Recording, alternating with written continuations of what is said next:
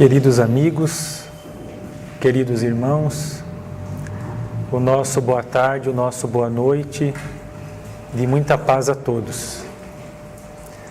Como já foi adiantado, nós trouxemos para a nossa conversa de hoje o tema da lei de conservação.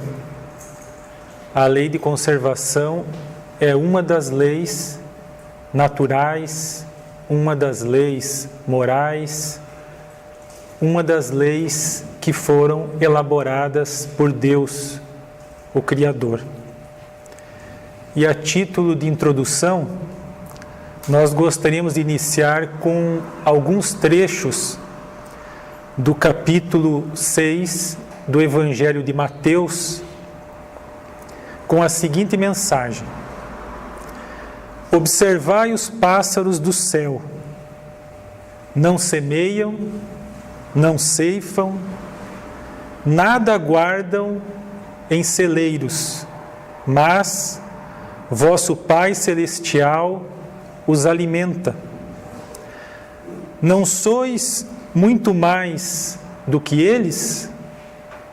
E qual dentre vós o que pode com todos os seus esforços aumentar de um côvado a sua estatura? Por que também vos inquietais pelo vestuário? Observai como crescem os lírios dos campos, não trabalham, nem fiam. Entretanto, eu vos declaro que nem Salomão, em toda a sua glória, jamais se vestiu como um deles. Ora, se Deus tem o cuidado de vestir dessa maneira as ervas dos campos, que existe hoje e amanhã será lançada na fornalha, quanto maior cuidado não terá em vos vestir, ó homens de pouca fé.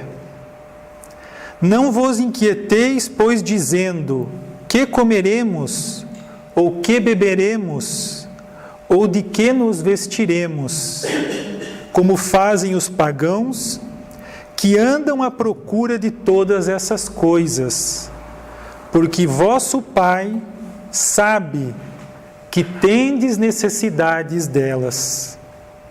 Buscai primeiramente o reino de Deus e a sua justiça, que todas essas coisas vos serão dadas de acréscimo.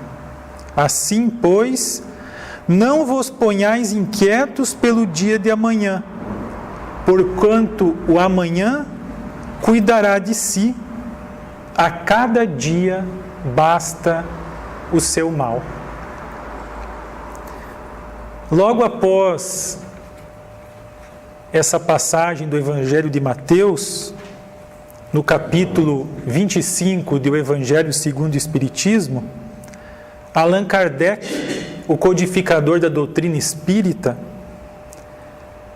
nos esclarece que se nós interpretarmos essas palavras ao pé da letra, elas seriam a negação de toda a previdência, de todo o trabalho e, consequentemente, de todo o progresso, uma vez que o progresso é filho do trabalho.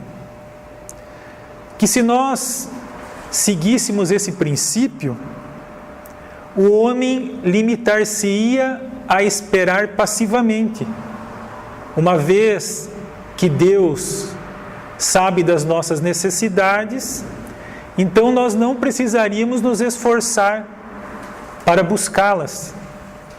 Deus deveria prover todas as nossas necessidades, afinal de contas, Ele é o nosso Pai, o nosso Criador. Se nós pensássemos dessa maneira,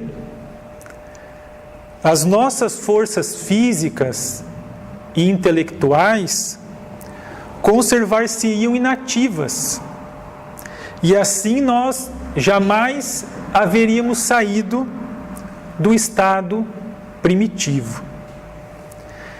Nos fala então Allan Kardec que nessas palavras que estão no Evangelho de Mateus, há apenas uma poética alegoria da providência divina que jamais deixa ao abandono os que nela confiam, querendo, todavia, que os homens, por seu lado, trabalhem.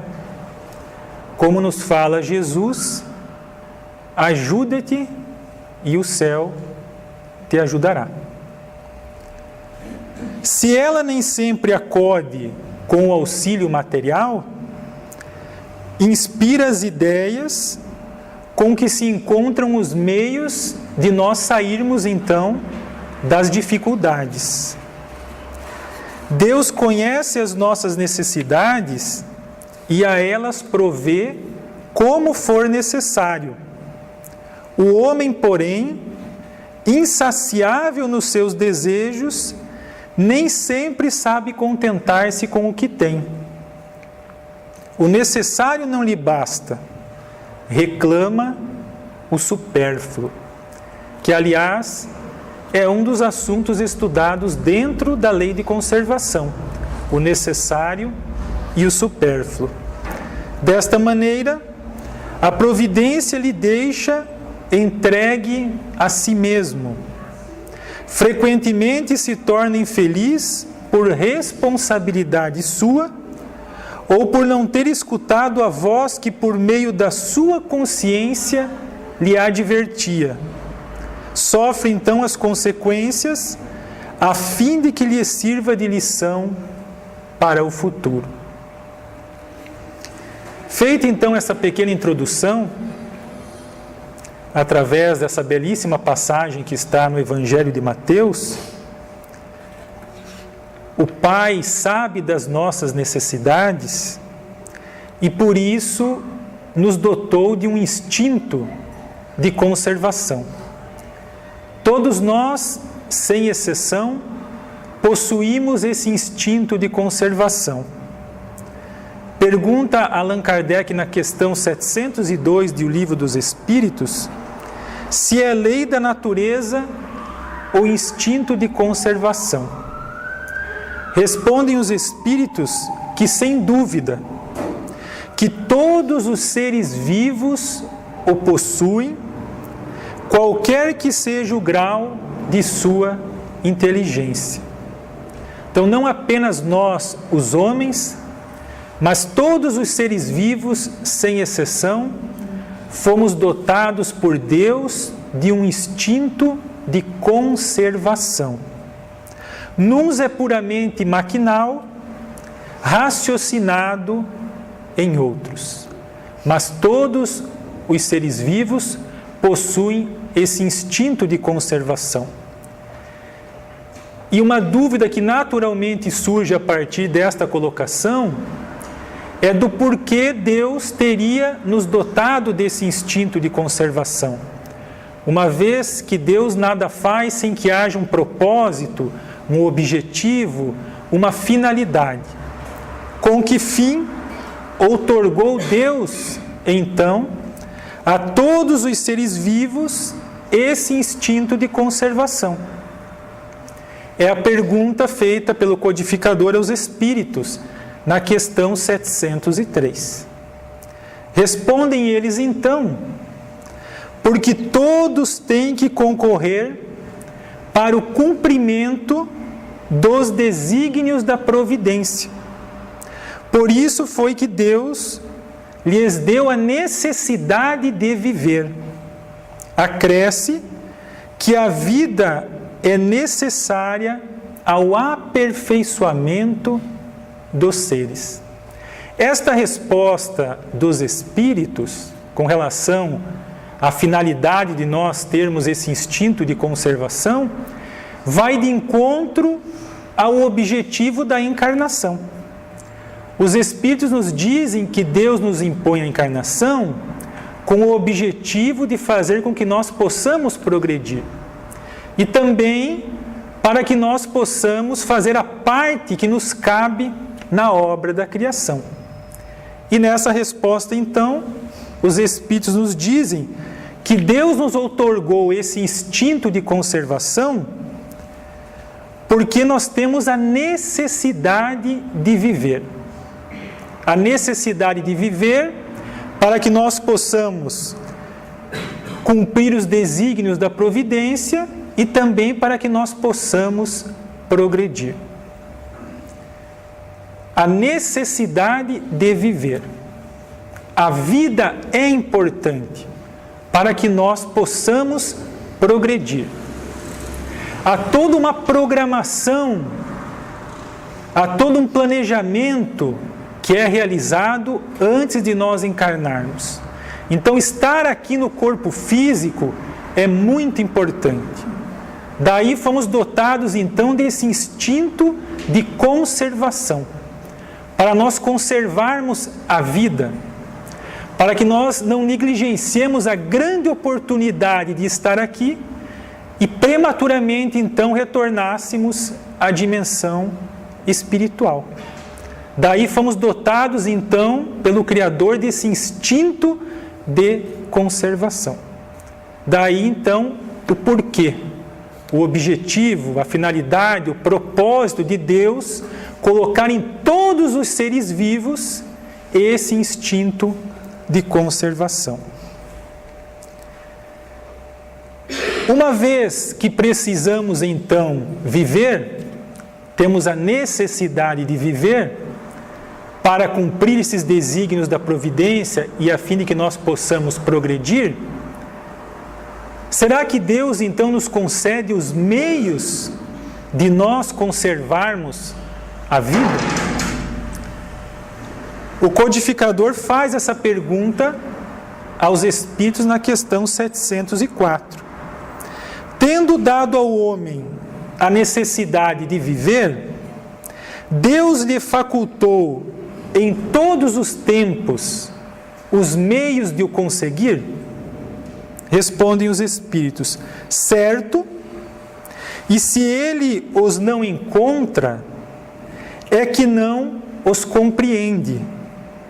Não fora possível que Deus criasse para o homem a necessidade de viver, sem lhe dar os meios de consegui-lo. Então, é uma resposta lógica, natural que os espíritos nos trazem. Nós temos a necessidade de viver. Se Deus nos coloca essa necessidade para que nós possamos progredir, é claro que Ele também tem que nos dar os meios de nós conseguirmos isso, de nós atingirmos esse objetivo.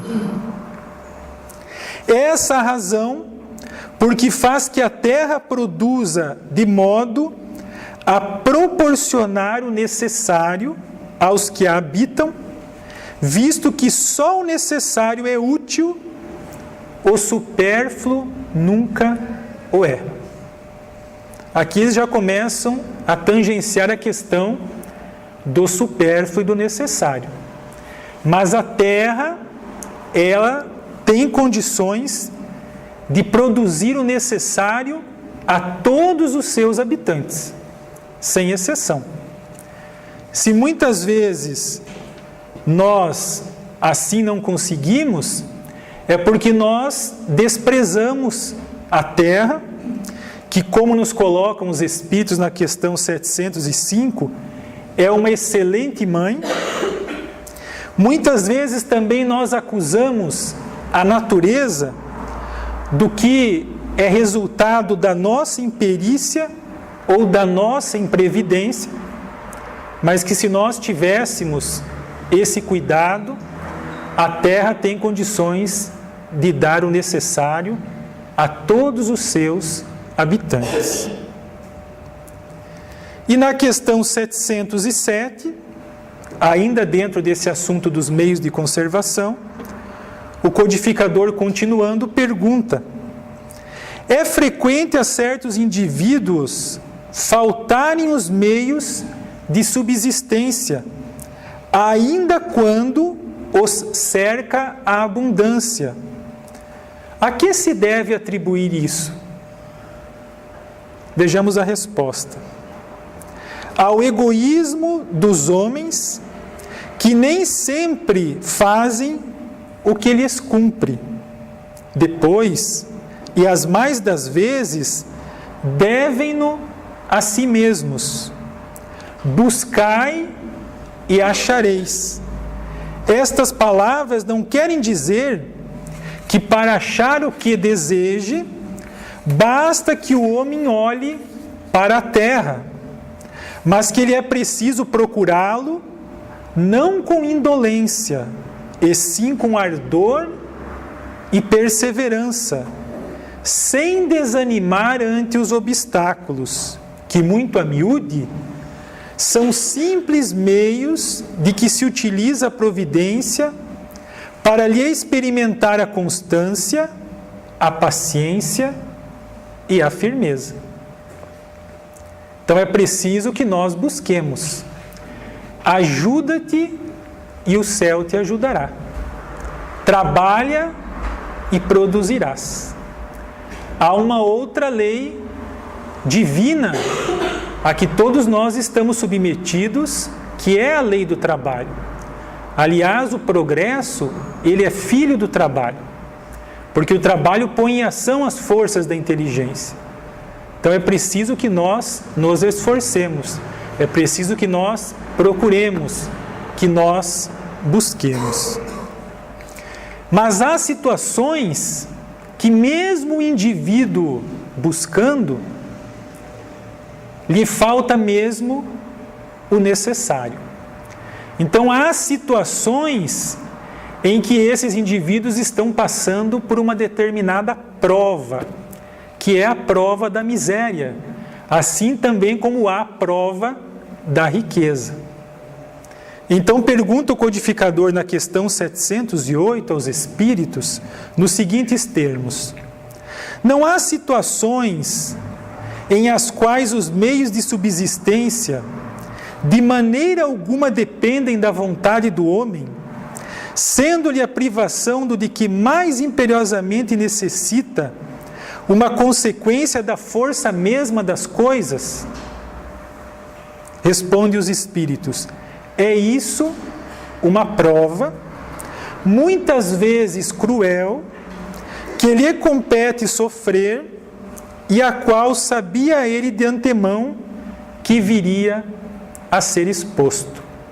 Então, excetuando essas situações em que o indivíduo está passando por uma prova, que ele mesmo tem consciência disso, porque foi uma decisão da qual ele participou no seu planejamento reencarnatório, excetuando essas situações, todos nós temos condições, se nos esforçarmos, de buscarmos pelo menos o necessário para a nossa subsistência. Um outro assunto tratado pelo codificador é a questão do gozo dos bens terrenos, do uso, da utilização dos bens terrenos. E ele inicia com a questão 711, perguntando se o uso dos bens da terra é um direito de todos os homens.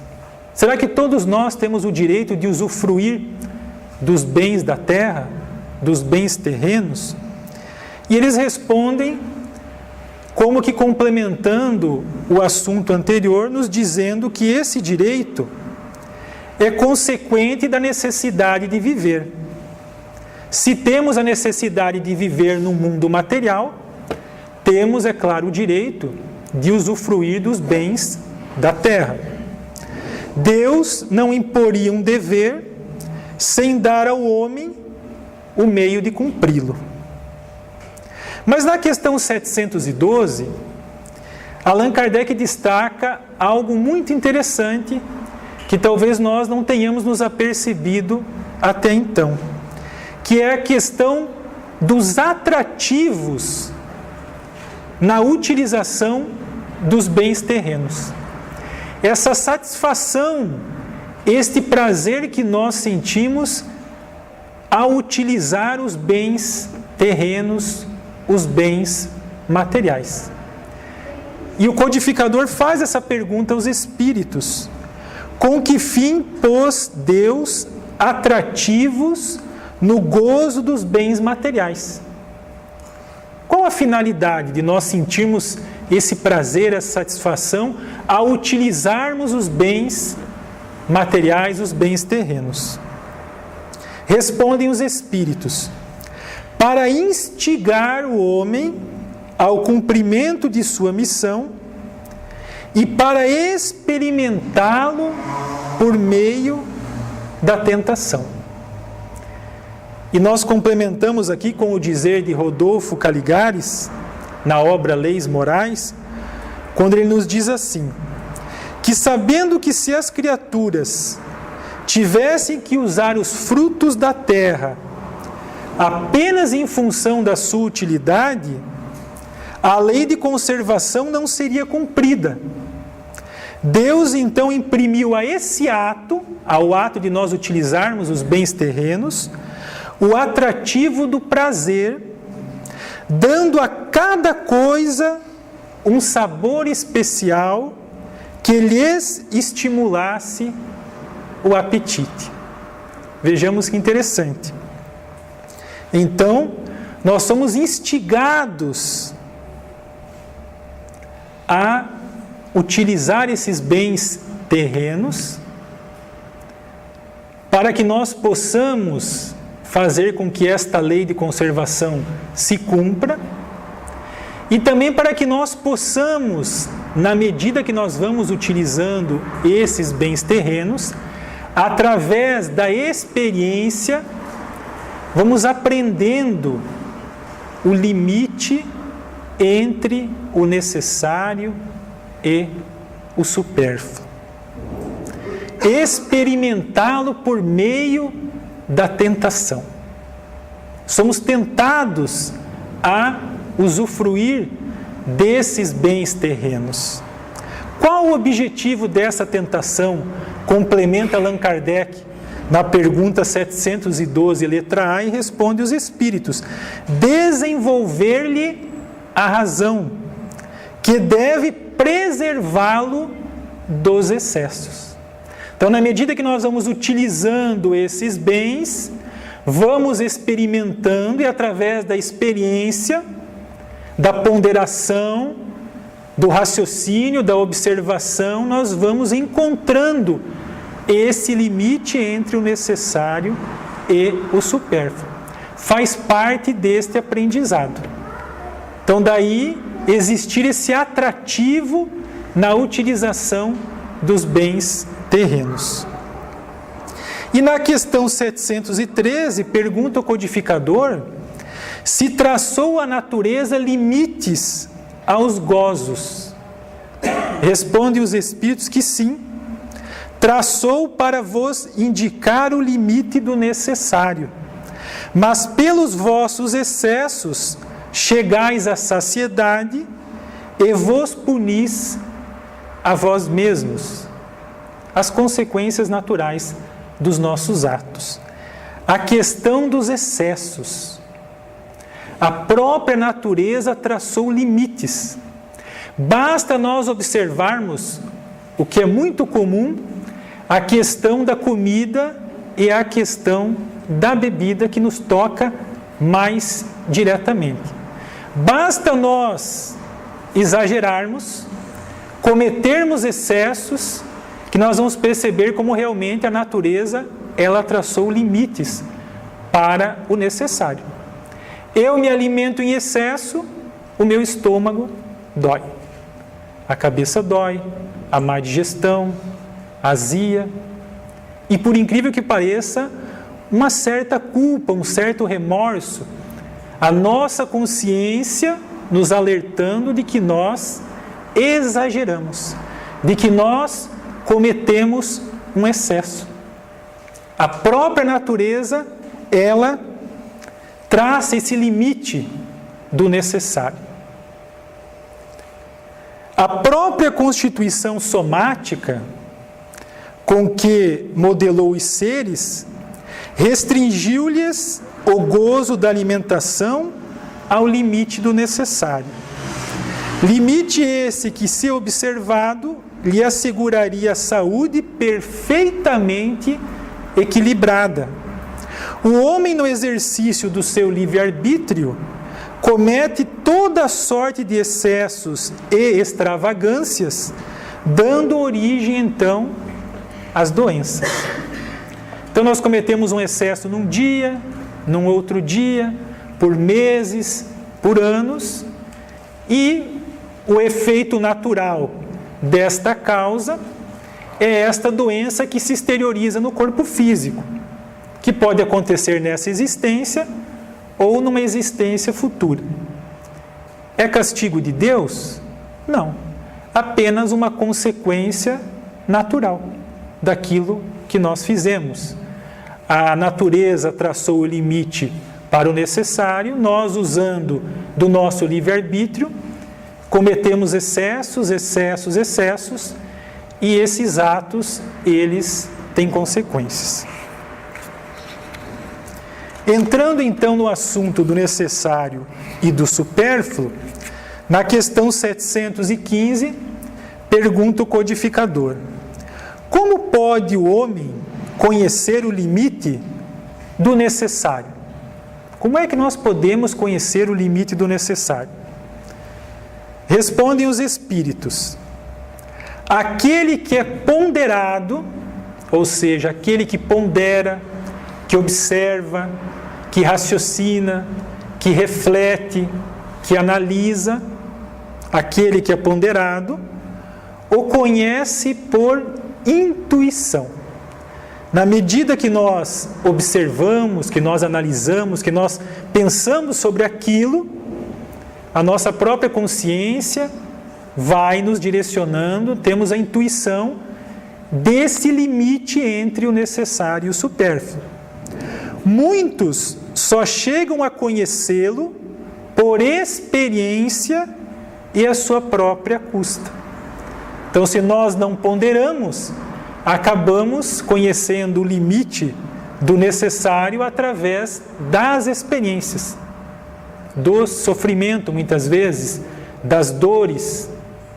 Vamos conhecer esse limite do necessário. Os sofrimentos dão-lhe experiência, fortalecem-lhe a razão para distinguir o uso do abuso, o necessário do supérfluo.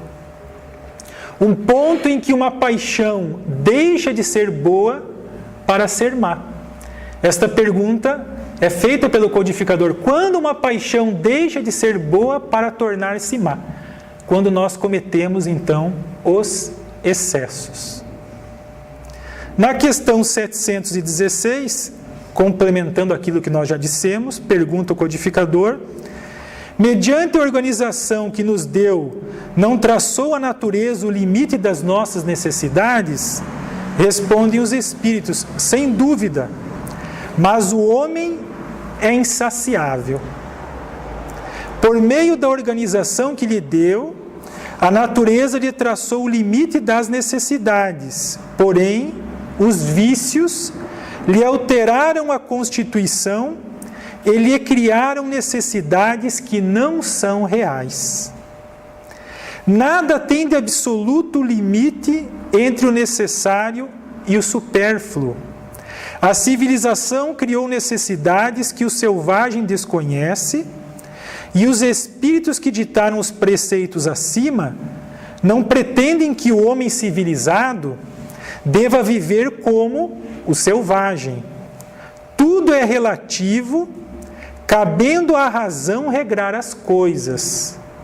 A civilização desenvolve o senso moral e, ao mesmo tempo, o sentimento de caridade que leva os homens a se prestarem mútuo apoio. Porque muitas vezes aquilo que é supérfluo para mim, falta para o outro o necessário. Então, na medida que nós desenvolvemos esse senso moral, a gente também tem essa consciência de dar àqueles que faltam o necessário, que para nós é também o supérfluo. E um último assunto tratado pelo codificador dentro da lei de conservação é o das privações voluntárias. Aquelas privações que nós fazemos a nós mesmos. Então pergunta na questão 718 se a lei de conservação obriga o homem a prover as necessidades do corpo? Respondem eles: sim, porque sem força e saúde, impossível é o trabalho. Questão 719. Merece censura o homem por procurar o bem-estar? Será que nós estamos errados quando nós procuramos o bem-estar? Melhorar a nossa vida em todos os aspectos e no aspecto material também? Respondem os espíritos: é natural o desejo do bem-estar. Deus só proíbe o abuso por ser contrário à conservação. Ele não condena a procura do bem-estar desde que não seja conseguido à custa de outrem e não venha diminuir-vos nem as forças físicas, nem as forças morais. Então o problema não está nós buscarmos o bem-estar, mas se nós nessa busca do bem-estar estamos fazendo isso às custas de outrem, ou se nós estamos fazendo isso de tal maneira que estamos diminuindo as nossas forças físicas e as nossas forças morais. Na questão 720, para nós finalizarmos, pergunta o codificador: são meritórias aos olhos de Deus as privações voluntárias com o objetivo de uma expiação igualmente voluntária? Respondem eles: fazei o bem aos vossos semelhantes e mais mérito tereis. Haverá privações voluntárias que sejam meritórias? Respondem: há a privação dos gozos inúteis, porque desprende da matéria o homem, ele eleva a alma.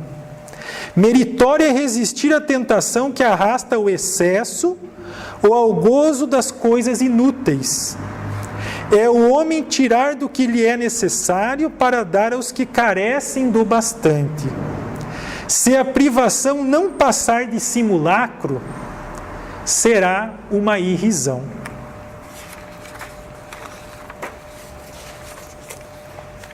Questão 727, para nós fecharmos então. Uma vez que não devemos criar sofrimentos voluntários, que nenhuma utilidade tenham para outrem, deveremos cuidar de preservar-nos do que prevejamos ou nos ameacem? Respondem os espíritos: contra os perigos e os sofrimentos é que o instinto de conservação foi dado a todos os seres. Fustigai o vosso espírito e não o vosso corpo. Mortificar o vosso orgulho, sufocar o vosso egoísmo, que se assemelha a uma serpente a vos roer o coração, e fareis muito mais pelo vosso adiantamento do que infligindo-vos rigores que já não são mais deste século, concluem os espíritos. Nós queremos fazer as nossas considerações finais com a leitura de uma mensagem do livro Leis Morais da Vida, escrito pelas mãos de Divaldo Pereira Franco, ditado pelo espírito Joana de Ângeles, quando ela nos fala sobre os desperdícios, já que nós estamos falando sobre o necessário e o supérfluo. E ela nos diz assim: há muito desperdício no mundo, fomentando larga faixa de miséria entre os homens. O que há abundante em tua mesa, falta em muitos lares. O excesso nas tuas mãos é escassez em inúmeras famílias. O que te sobra e atiras fora, produz ausência em outros lugares. O desperdício é fator expressivo de ruína na comunidade. O homem, desejando fugir das realidades transcendentes da vida, afoga-se na fantasia engendrando as indústrias da inutilidade, abarrotando-se com os acúmulos, padecendo sob o peso constritor da irresponsabilidade em que sucumbe por fim. A vida é simples nas suas exigências quase ascéticas. Muitos cristãos distraídos, porém, ataviam-se, complicam os deveres, sobrecarregam-se do dispensável, desperdiçam valores, tempo e oportunidades edificantes para o próprio burilamento. Desperdiçam palavras, amontoando-as em verbalismo inútil, a fim de esconderem as verdades. Desperdiçam tempo em repousos e férias demorados, que anestesiam os centros combativos de ação da alma encarnada. Desperdiçam alimentos em banquetes, recepções, festas extravagantes com que disputam vaidades. Desperdiçam medicamentos em prateleiras empoeiradas, aguardando no lar doenças que não chegarão, ou em se apresentando, encontra-nos ultrapassados. Desperdiçam trajes e agasalhos em armários fechados que não voltarão a usar. Desperdiçam moedas irrecuperáveis em jogos e abusos de todo gênero, sem qualquer recato ou zelo. Desperdiçam a saúde nas volúpias do desejo e nas inquietações da posse com sofreguidão. Desperdiçam a inteligência, a beleza, a cultura, a arte nos espetáculos do absurdo e da incoerência, a fim de fazerem a viagem da recuperação do que estragaram em alucinada correria para lugar nenhum. Não se recupera a mal baratada oportunidade.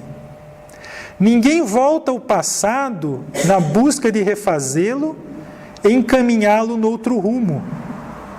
O desperdício alucina o extravagante e exaure o necessitado que se lhe faz vítima. Há, sim, muito e incompreensível desperdício na terra. Reparte a tua fartura com a escassez do teu próximo. Divide os teus recursos, tuas conquistas, e vê-lo-ás multiplicados em 1000 mãos que se erguerão louvando e abençoando as tuas generosas. Passarás pelo mundo, queiras ou não, os teus feitos ficarão aguardando o teu retorno. Como semeares, assim colherás. O que desperdiçares hoje, faltar-te-á amanhã, não o duvides. Sê pródigo sem ser perdulário, generoso sem ser desperdiçador, e o que conseguirás será crédito ou débito na contabilidade da tua vida perene. Essas seriam as nossas reflexões sobre esta lei natural, esta lei moral, esta lei divina da lei de conservação. Obrigado.